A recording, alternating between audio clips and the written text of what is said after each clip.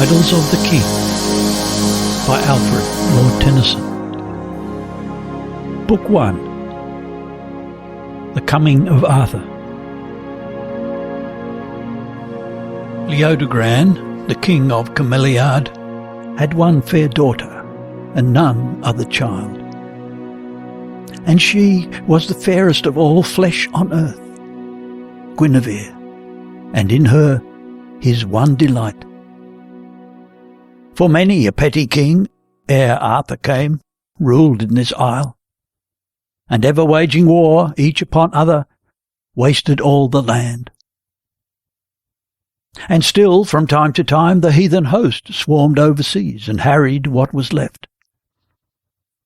And so there grew great tracts of wilderness, wherein the beast was ever more and more, but man was less and less, till Arthur came. For first Aurelius lived and fought and died, and after him King Uther fought and died, but either failed to make the kingdom one. And after these King Arthur for a space, and through the puissance of his table round, drew all their petty princedoms under him, their king and head, and made a realm, and reigned. And thus the land of Camelot was waste, thick with wet woods, and many a beast therein, and none or few to scare or chase the beast, so that wild dog and wolf and boar and bear came night and day and rooted in the fields, and wallowed in the gardens of the king. And ever and anon the wolf would steal the children and devour, but now and then her own brood, lost or dead, lent her fierce teat to human sucklings, and the children, housed in her foul den, there at their meat would growl and mock their foster-mother on 4 feet, till, straightened, they grew up to wolf-like men, worse than the wolves. And King Leodogran groaned for the Roman legions here again, and Caesar's eagle. Then his brother king, Urien, assailed him. Last, a heathen horde, reddening the sun with smoke and earth with blood, and on the spike that split the mother's heart, spitting the child, brake on him, till, amazed, he knew not whither he should turn for aid. But, for he heard of Arthur newly crowned, though not without an uproar made by those who cried, "He is not Uther's son," the king sent to him, saying, "Arise, and help us thou, for here, between the man and beast, we die." And Arthur yet had done no deed of arms, but heard the call, and came. And Guinevere stood by the castle walls to watch him pass. But since he neither wore on helm or shield the golden symbol of his kinglyhood, but rode a simple knight among his knights, and many of these in richer arms than he, she saw him not, or marked not, if she saw, one among many, though his face was bare. But Arthur, looking downward as he passed, felt the light of her eyes into his life smite on the sudden, yet rode on, and pitched his tents beside the forest. Then he drave the heathen, after slew the beast, and felled the forest, letting in the sun, and made broad pathways for the hunter and the knight, and so returned. For while he lingered there, a doubt that ever smouldered in the hearts of those great lords and barons of his realm flashed forth and into war. For most of these, colleaguing with a score of petty kings, made head against him, crying, "Who is he that he should rule us? Who hath proven him King Uther's son? For lo, we look at him and find nor face nor bearing, limbs nor voice, are like to those of Uther whom we knew. This is the son of Gorlois, not the king. This is the son of Anton, not the king." And Arthur, passing thence to battle, felt travail and throes and agonies of the life, desiring to be joined with Guinevere. And thinking as he rode, her father said that there between the man and beast they die. Shall I not lift her from this land of beasts up to my throne, and side by side with me? What happiness to reign a lonely king! Vexed, O ye stars that shudder over me, O earth that soundest hollow under me, vexed with waste dreams. For saving I be joined to her that is the fairest under heaven, I seem as nothing in the mighty world, and cannot will my will, nor work my work wholly, nor make myself in mine own realm victor and lord. But were I joined with her, then might we live together as one life, and reigning with one will in everything, have power on this dark land to lighten it, and power on this dead world to make it live. Thereafter, as he speaks who tells the tale, when Arthur reached a field of battle bright with pitched pavilions of his foe, the world was all so clear about him that he saw the smallest rock far on the faintest hill, and even in high day the morning star. So when the king had set his banner broad, at once from either side, with trumpet blast and shouts and clarions shrilling unto blood, the long-lanced battle let their horses run. And now the barons and the kings prevailed, and now the king, as here and there that war went swaying. But the powers who walked the world made lightnings and great thunders over him, and dazed all eyes, till Arthur, by main might, and mightier of his hands with every blow, and leading all his knighthood, through the kings Carados, Urien, Cradlemont of Wales, Claudias and Clariance of Northumberland, the king Brandagoras of Latangor, with Anguisant of Erin, Morganor, and Lot of Orkney. Then, before a voice as dreadful as the shout of one who sees to one who sins, and deems himself alone and all the world asleep, they swerved and brake flying. And Arthur called to stay the brands that hacked among the flyers. Ho! They yield! So, like a painted battle, the war stood, silenced, the living quiet as the dead, and in the heart of Arthur joy was lord. He laughed upon his warrior whom he loved and honoured most. Thou dost not doubt me, king, so well thine arm hath wrought for me today. Sir, and my liege, he cried, the fire of God descends upon thee in the battlefield. I know thee for my king.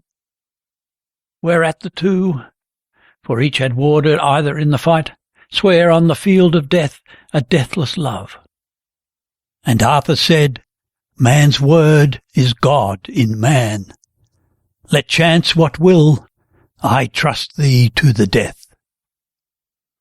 Then quickly from the fort and field he sent Ulfius and Brastius and Bedivere, his new-made knights, to King Leodogran, saying, If I in aught have served thee well, give me thy daughter Guinevere to wife.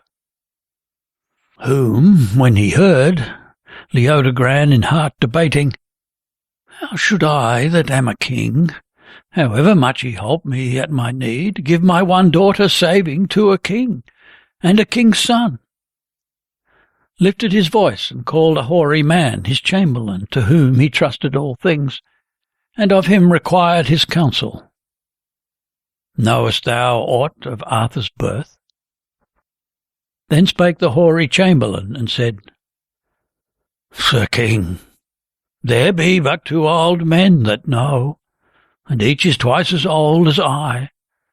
And one is Merlin, the wise man that ever served King Uther through his magic art, and one is Merlin's master. So they call him Blaise, who taught him magic. But the scholar ran before the master, and so far that Blaise laid magic by, and sat him down, and wrote all things and whatsoever Merlin did in one great annal book, where after years we'll learn the secret of our Arthur's birth. To whom the King Leodogran replied, "O friend, had I been holpen half as well by this King Arthur as by thee today, then beast and man had had their share of me.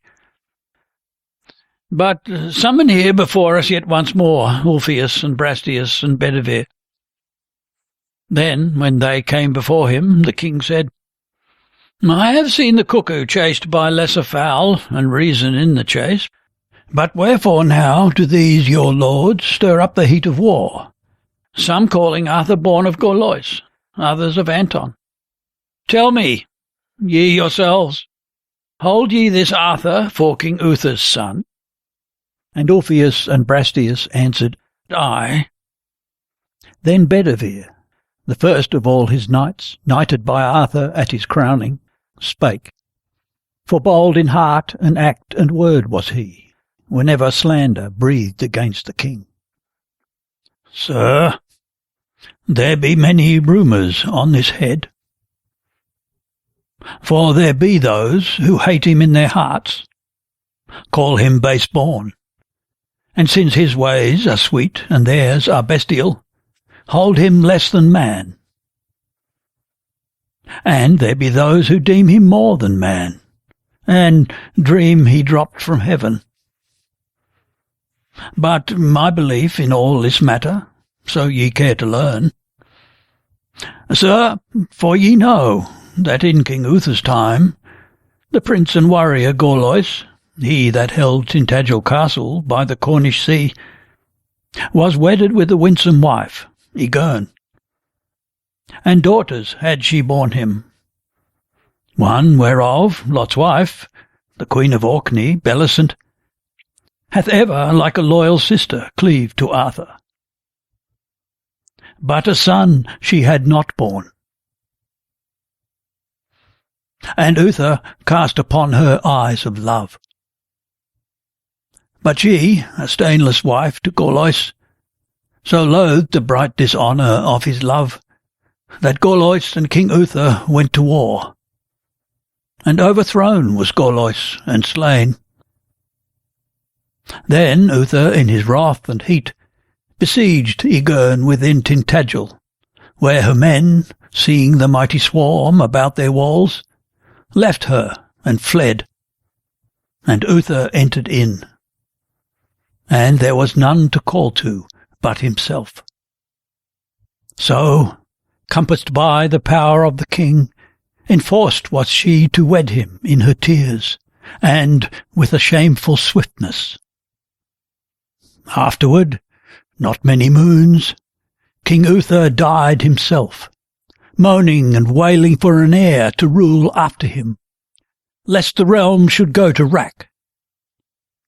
And that same night, the night of the new year, by reason of the bitterness and grief that vexed his mother, all before his time was Arthur born, and all as soon as born, delivered at a secret postern gate to Merlin, to be holden far apart until his hour should come.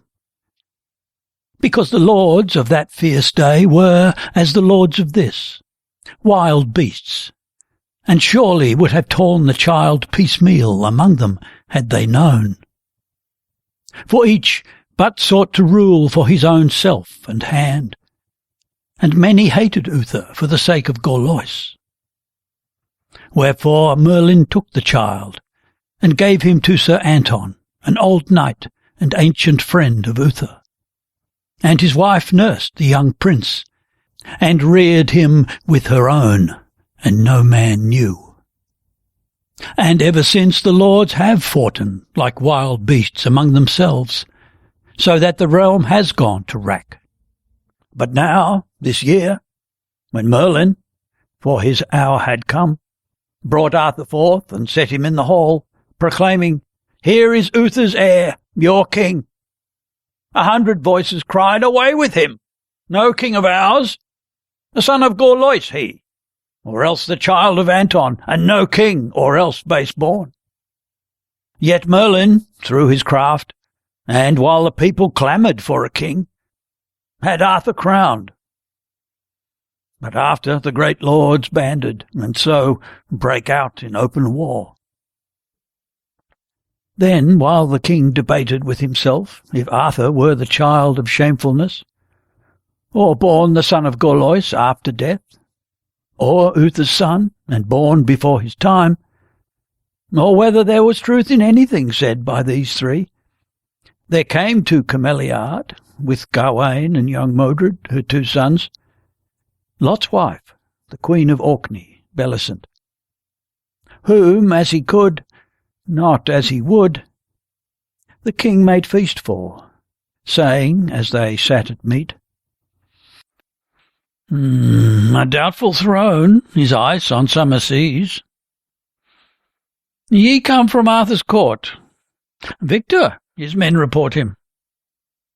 Yea, but ye, think ye this king, so many those that hate him, and so strong, so few his knights, however brave they be, hath body enow to hold his foemen down?" "O king," she cried, "and I will tell thee.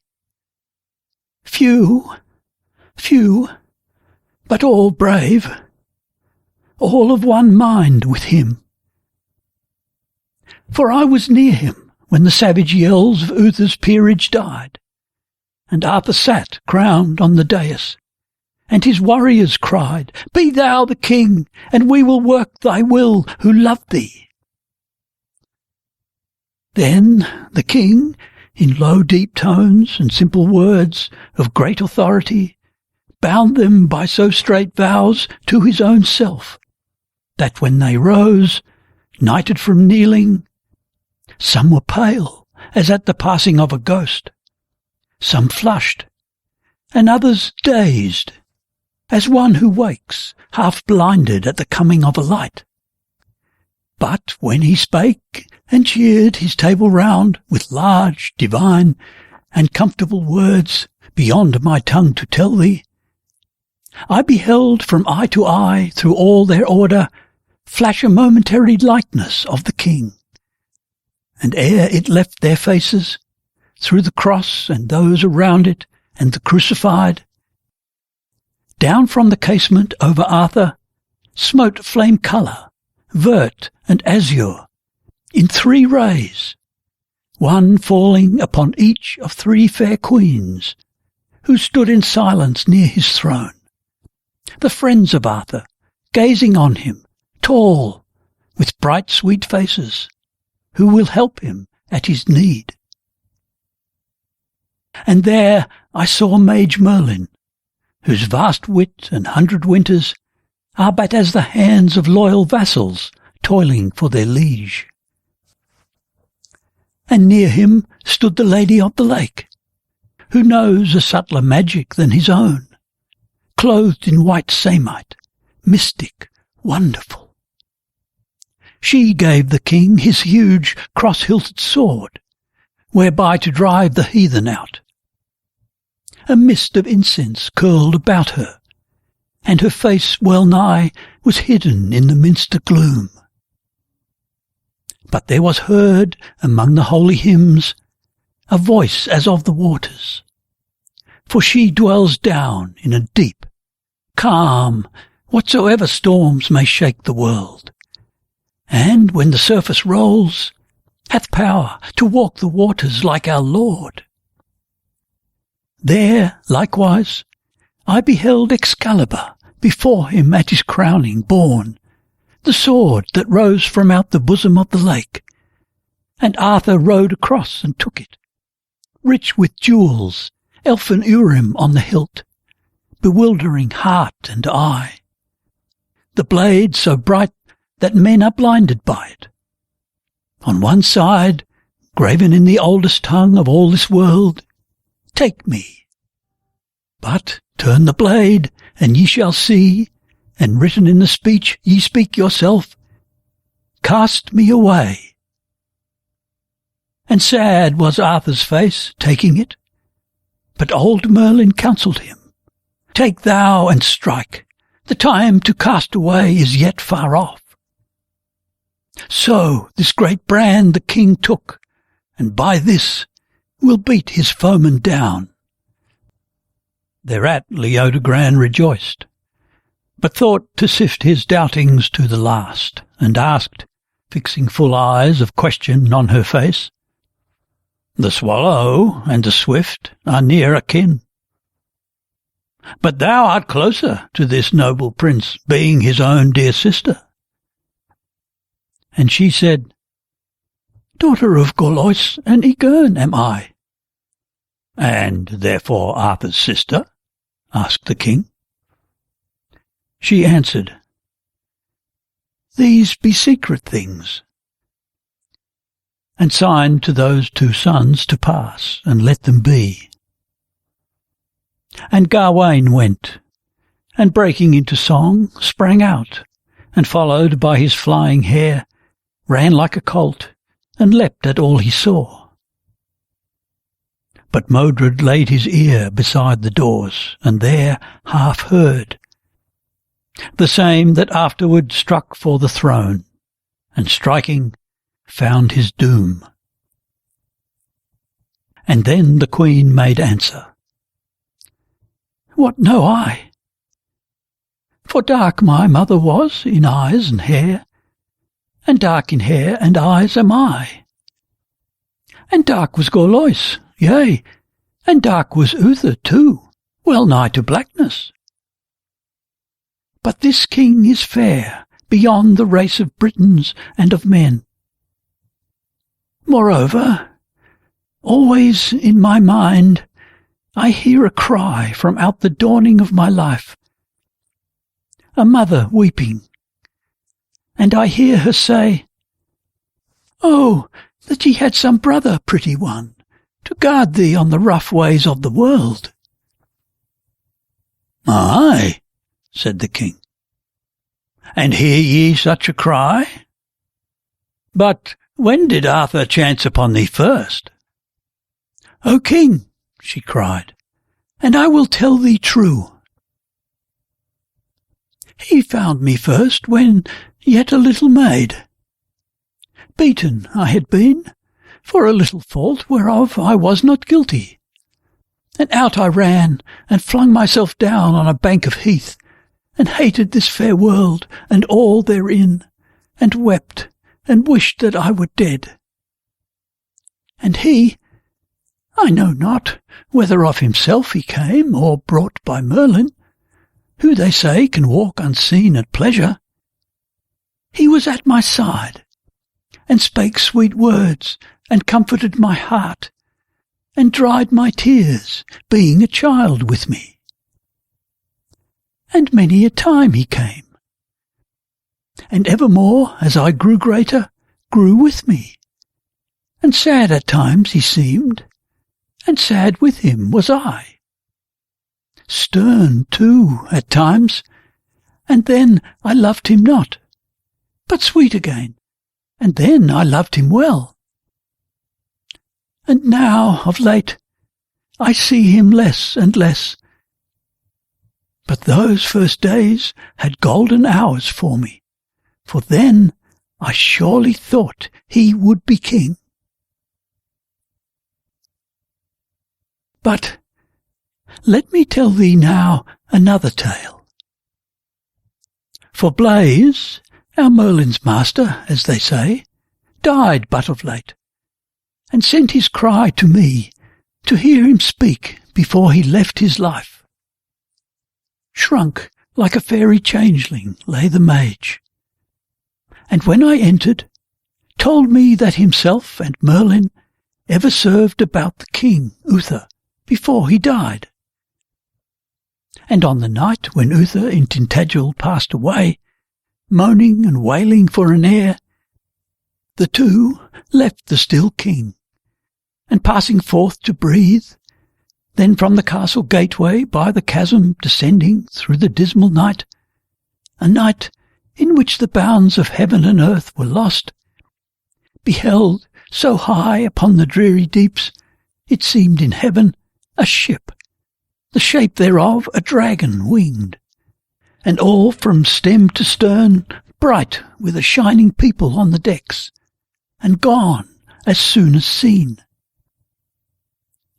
And then the two dropped to the cove, and watched the great sea fall, wave after wave, each mightier than the last, till last a ninth one, gathering half the deep and full of voices, slowly rose and plunged roaring, and all the wave was in a flame, and down the wave and in the flame was born a naked babe, and rode to Merlin's feet, who stooped and caught the babe, and cried, "The king! Here is an heir for Uther!" And the fringe of that great breaker, sweeping up the strand, lashed at the wizard as he spake the word. And all at once, all round him, rose in fire, so that the child and he were clothed in fire. And presently thereafter followed calm, free sky and stars. "And this same child," he said, "is he who reigns. Nor could I part in peace till this were told." And saying this, the seer went through the strait and dreadful pass of death, not ever to be questioned any more, save on the further side. But when I met Merlin, and asked him if these things were truth, the shining dragon, and the naked child descending in the glory of the seas, he laughed, as is his wont, and answered me in riddling triplets of old time, and said, "Rain, rain and sun, a rainbow in the sky. A young man will be wiser by and by. An old man's wit may wander ere he die.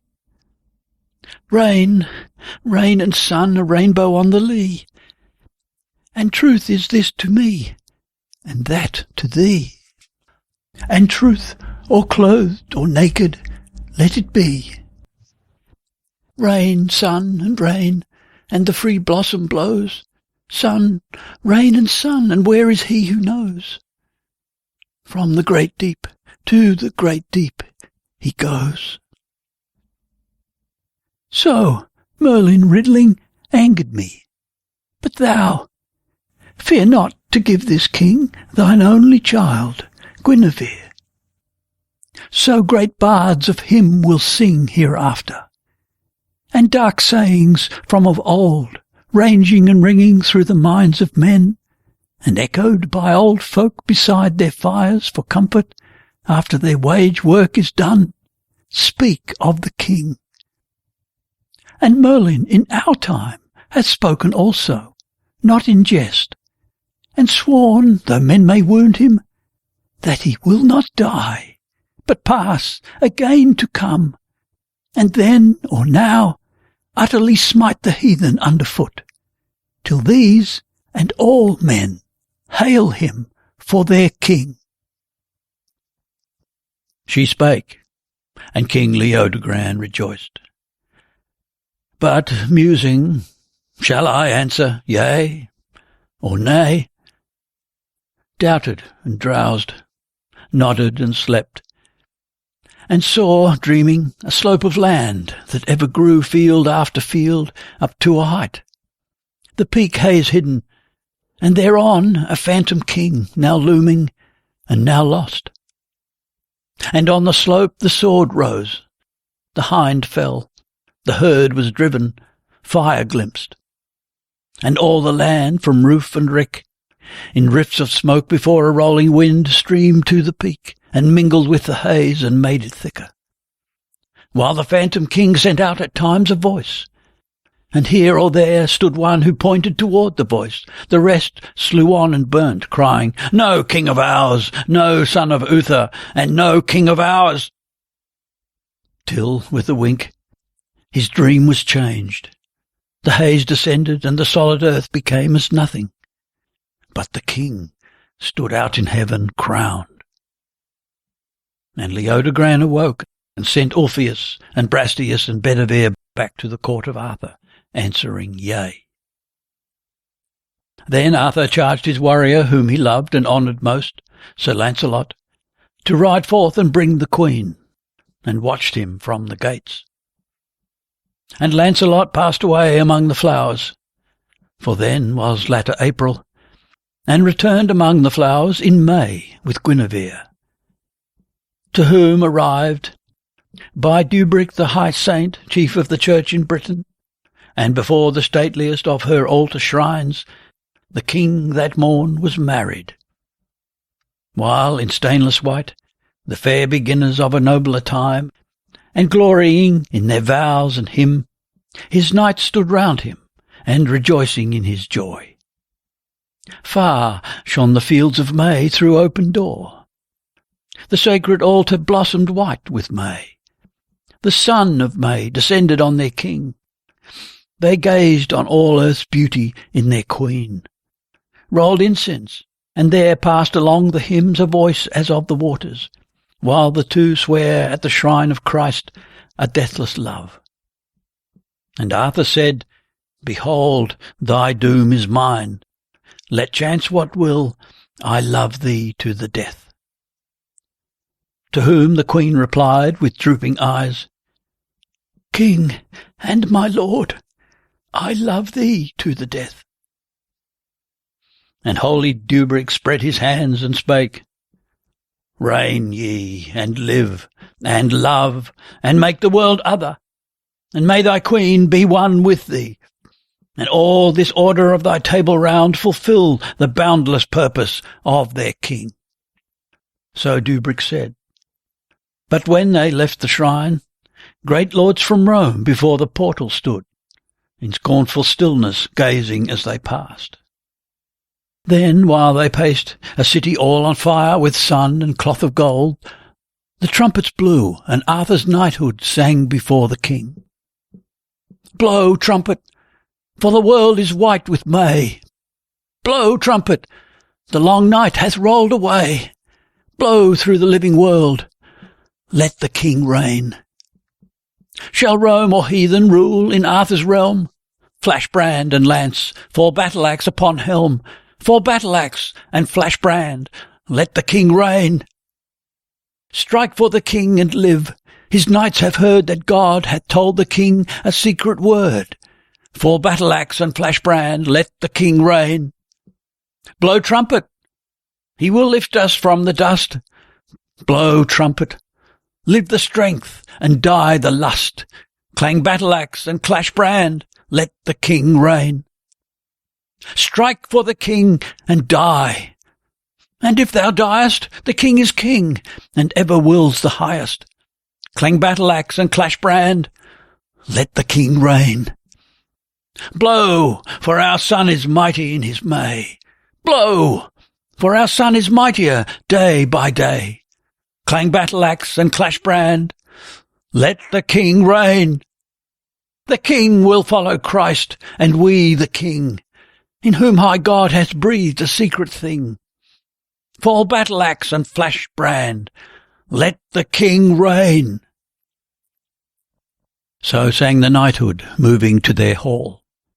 There at the banquet, those great lords from Rome, the slowly fading mistress of the world, strode in and claimed their tribute as of yore. But Arthur spake, Behold, for these have sworn to wage my wars, and worship me their king.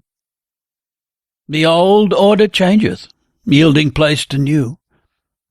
And we that fight for our fair Father Christ, seeing that ye be grown too weak and old to drive the heathen from your Roman wall, no tribute will we pay. So those great lords drew back in wrath, and Arthur strove with Rome. And Arthur and his knighthood for a space were all one will. And through that strength the king drew in the petty princedoms under him, fought, and in 12 great battles overcame the heathen hordes, and made a realm, and reigned.